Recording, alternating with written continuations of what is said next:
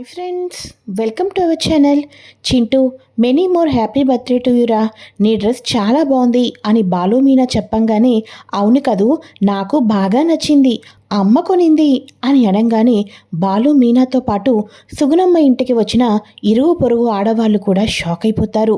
ఇక వెంటనే చింటూ ఆ మా అత్త కొనింది అని చెప్పేసి అబద్ధం చెప్పేస్తాడు. ఇక వెంటనే ఈ లోపల ఓ అవునా అని చెప్పి అంటూ ఉండగా సుగుణమ్మ ఏమో ఇక రోహిణి హ్యాండ్ బ్యాగ్ని చూసి ఈ హ్యాండ్ బ్యాగ్ చూస్తే మీనాకి అనుమానం వచ్చేస్తుంది అని చెప్పేసి తన చీర కొంగున దాచుకొని లోపలికి వెళ్ళి రోహిణికైతే ఇచ్చేస్తుంది.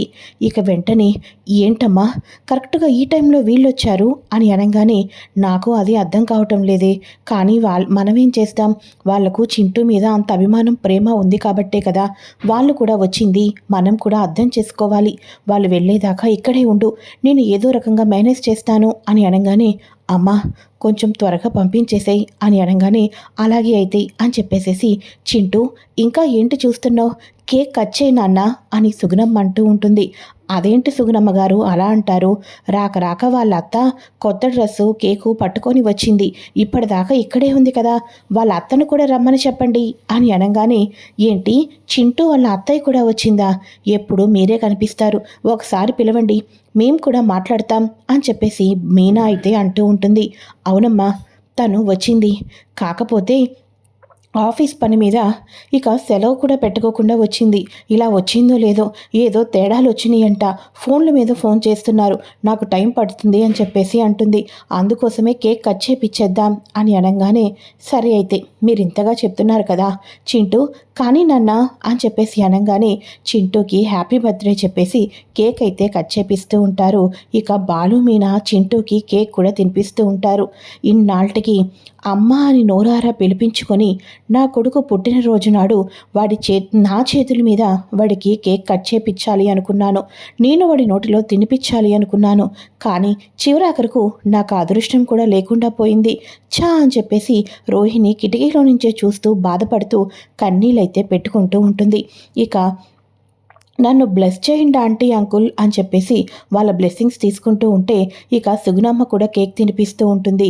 ఇక బాలు మీనా అయితే నువ్వు ఎప్పుడూ ఇంకా ఎక్కువ సంతోషంగా హ్యాపీగా ఉండాలి చింటూ అని చెప్పేసేసి ఇక మేము బయలుదేరుతామండి అని అనగానే అదేంటమ్మా అప్పుడే వెళ్ళిపోతున్నారు అని చెప్పేసి అనగానే ఇక మేము వేరే పని మీద వచ్చాం, అలానే చింటూ బర్త్డే అని ఇక గిఫ్ట్ ఇచ్చేసి వెళ్దామని వచ్చాం, మాకు వేరే పని కూడా ఉంది, అది చూసుకొని వెళ్ళేసరికి చాలా చీకటైపోతుందండి అని చెప్పేసి అనగానే సరేనమ్మా అని చెప్పేసి అనగానే అవును చింటూ ఇంత బాధపడుతున్నాడు కదా, మిమ్మల్ని చూస్తుంటుంటే వచ్చినప్పటి నుంచి కూర్చోలేకపోతున్నారు, నుంచోలేకపోతున్నారు, ఒకటే దగ్గుతున్నారు కూడా, ఇంతకీ మీరే ఇలా చూసుకుంటూ ఉంటే చింటూ వాళ్ళ అమ్మ ఎప్పుడు చింటూ పుట్టినరోజులు జరిపిస్తుంది, ఇక ఎప్పుడు చింటూని చూసుకుంటుంది అని చెప్పేసి మీనా అడుగుతూ ఉంటుంది.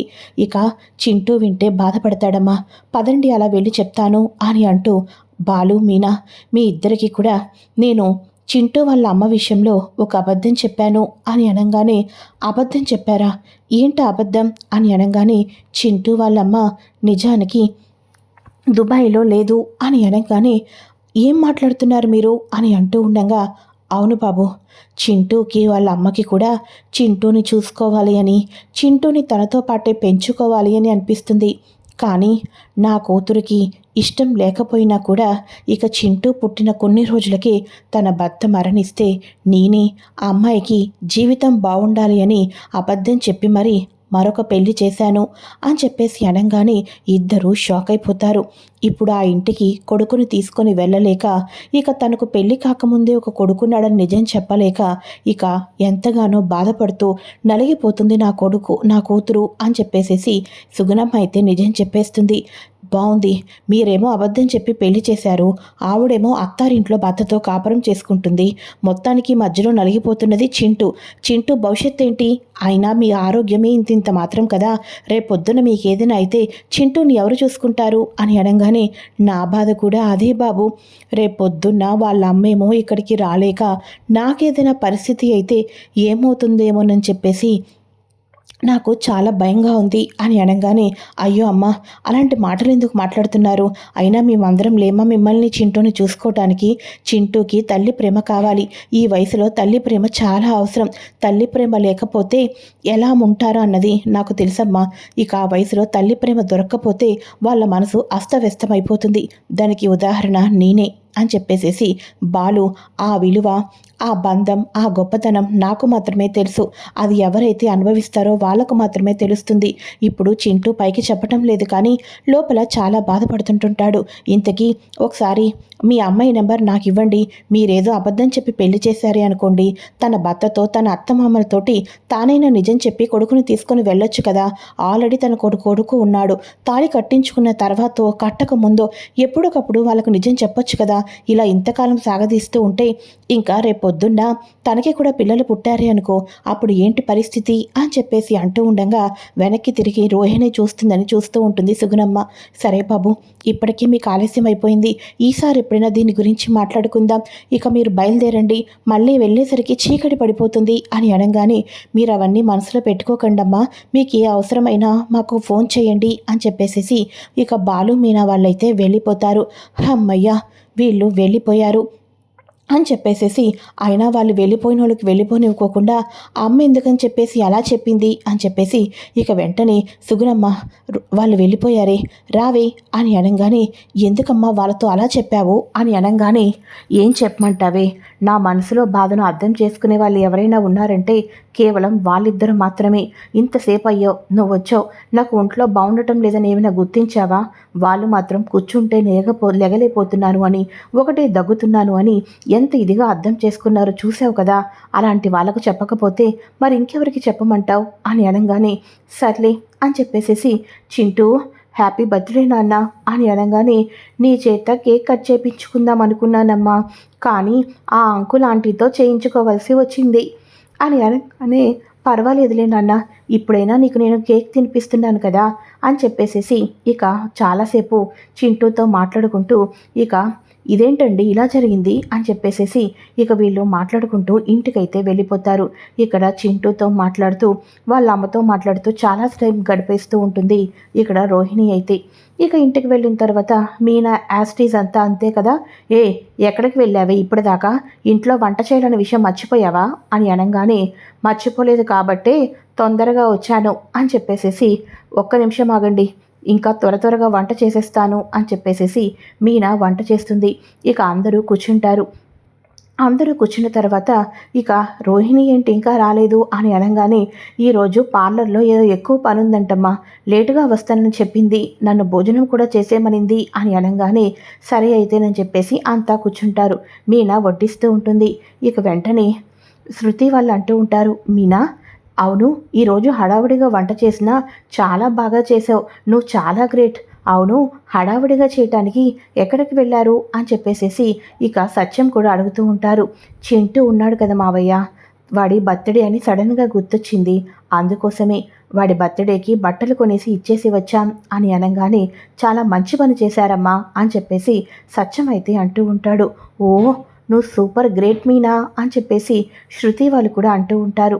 ఈ లోపల ఇదిలా ఉండగా ఇక వెంటనే, ఇంతకాలం వాడి అమ్మ ఎక్కడుంటుందా ఏంటో అనుకున్నాం కదా, వాళ్ళ అమ్మ మరో పెళ్లి చేసేసుకుందంట అని బాలు చెప్పంగానే ఒక్కసారిగా అందరూ షాక్ అయిపోతారు.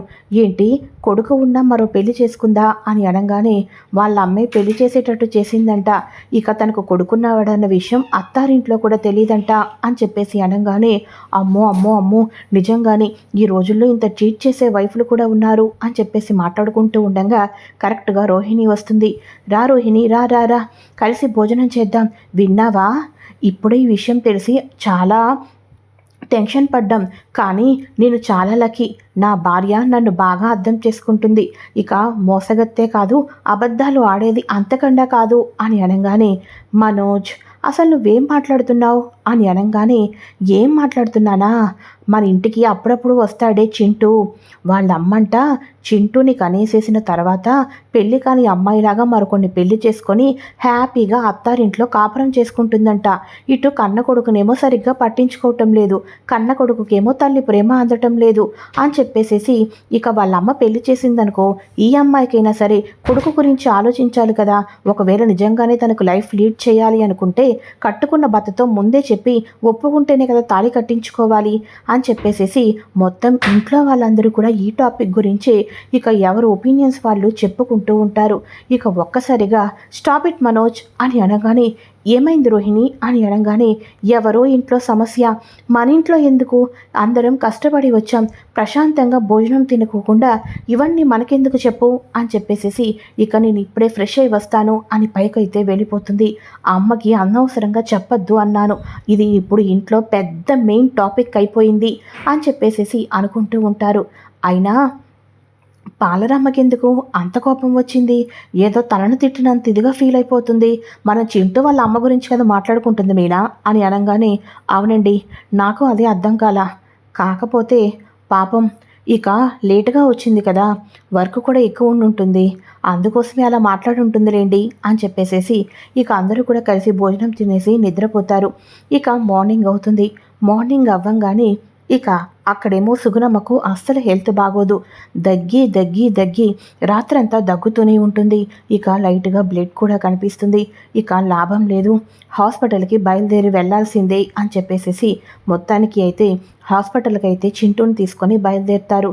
ఇక వెంటనే, అమ్మకు కాల్ చేయొచ్చు కదా అని అనగానే, హాస్పిటల్కి వెళ్ళిన తర్వాత కాల్ చేద్దాం నాన్న, అమ్మ అప్పుడు హాస్పిటల్కి దగ్గర కదా, తొందరగా వచ్చేస్తుంది అని అనగానే, సరే అని చెప్పేసేసి హాస్పిటల్కి వెళ్ళాకే కాల్ చేస్తారు. హాస్పిటల్కి వెళ్ళాక ఇక సుగుణమ్మ పరిస్థితి మరింత దారుణమైపోతుంది. దగ్గి ఒక్కసారిగా కుప్పకూలిపోయి కింద పడిపోవడంతో సుగుణమ్మని అన్ఎక్స్పెక్టెడ్గా హాస్పిటల్ లోపలికైతే తీసుకొని వెళ్తారు.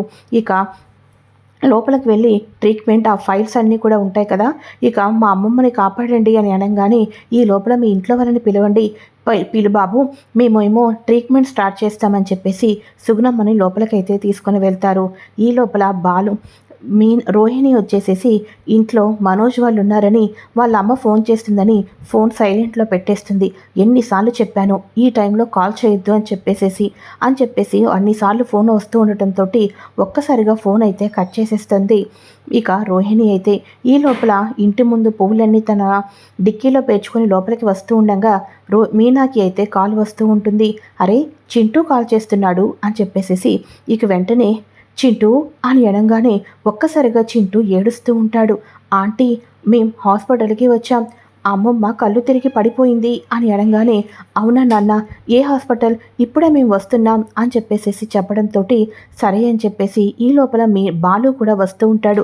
ఏమండి, లోపలికి కాదు, మనం అర్జెంటుగా బయటకు వెళ్ళాలి అని అనగానే, ఎక్కడికి మీనా అని అంటూ ఉండగా, చెప్తాను పదండి అని చెప్పేసేసి హాస్పిటల్కి అయితే వెళ్తారు.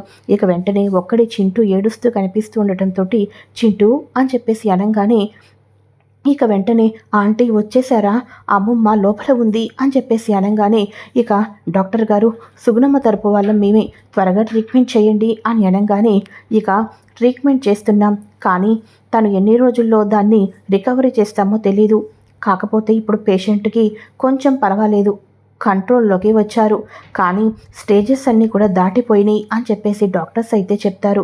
ఈ లోపల సుగుణమ్మ దగ్గరికి అయితే కలుస్తామని చెప్పేసి వెళ్తారు. ఇక సుగుణమ్మ, ఈ టైంలో కూడా మీ అమ్మాయి రాకపోతే ఎలాగండి చెప్పండి, డాక్టర్స్ ఏమో మీది సిచ్యువేషన్ చాలా క్రిటికల్గా ఉంది అని చెప్పేసి అంటున్నారు అని అనగానే, బాబు ఏమీ అనుకోను అంటే మీకు ఒక నిజం చెప్తాను అని చెప్పేసేసి ఇక చింటూ బయట ఉంటే, బాబు చింటూ, ఇక బాలు మీనా ఇక చింటూ గురించి నిజం అడుగుతున్నారు, చింటూని ఇంతలా పట్టించుకుంటున్నారు, రేపొద్దున నాకేదైనా అయితే నా మనవడు అనాథ కాకూడదు, మీరే ఆ ఇంట్లోకి తీసుకొని వెళ్ళగలుగుతారని మీకు మాత్రమే నిజం చెప్తున్నాను అని అనగానే, ఏంటా నిజం అని అనగానే, చింటూ కన్న తల్లి ఎవరూ కాదు బాబు, మీ ఇంట్లో ఉంటున్న రోహిణినే అని చెప్పేసేసి నిజమైతే చెప్పేస్తుంది. ఒక్కసారిగా మీనా అయితే షాక్ అయిపోతుంది.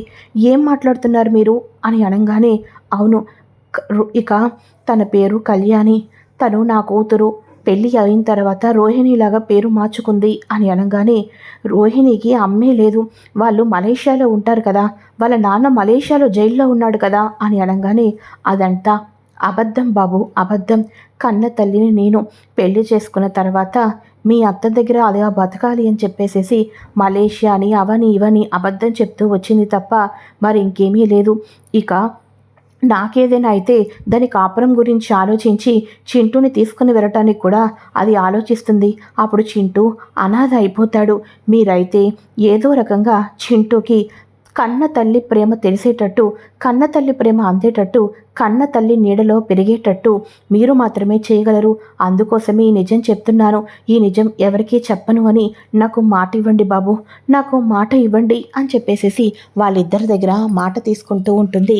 ఇక సుగుణమ్మ అయితే ఇక ఈ లోపల ఇది ఇలా ఉండంగా ఒక్కసారిగా ఇద్దరు షాక్ అయిపోతారు. మరి నిజానికి సుగుణమ్మ లాస్ట్ కండిషన్లో ఉంది అని చెప్పేసి డాక్టర్లు చెప్తారు కదా, మరి వీళ్ళు ఇక మీరేమీ ఫీల్ అవ్వద్దు, నేను ఇంటి దగ్గర నుంచి మీకు చింటూకి క్యారెస్ తీసుకొని వస్తాను అని చెప్పేసేసి వీళ్ళిద్దరూ క్యారెస్ తేడానికి ఇంటికైతే వెళ్తారు. రూమ్లోకి ఇక పార్లర్కి వెళ్ళి ఫోన్ ఆన్ చేసిన తర్వాత, ఎందుకమ్మా ఇన్నిసార్లు ఫోన్ చేశావు అని చెప్పేసి అనగానే, ఒక్కసారిగా అయితే ఇక అమ్మమ్మని హాస్పిటల్కి తీసుకొని వచ్చాం అని చెప్పేసి చెప్తూ ఉంటారు.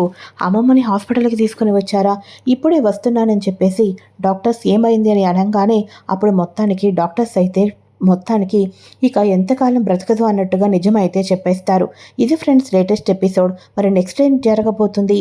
ఇక ఇంటికి తీసుకొని వచ్చిన చింటూని బాలు మీనా వాళ్ళు ఇంటికైతే తీసుకొని రావాలి అని అనుకుంటారు. ఇక ఒకే ఇంట్లో కన్న తల్లి కొడుకు ఉన్నా కూడా అమ్మ అని పిలవలేని పరిస్థితి. ఇటువంటి పరిస్థితిలో ఇంట్లో ఎటువంటి మరుపులు రాబోతున్నాయి అన్నది కూడా తెలుసుకోవటం కోసం ఛానల్ని సబ్స్క్రైబ్ చేసుకోండి. ఈ వీడియో కనుక నచ్చినట్లయితే లైక్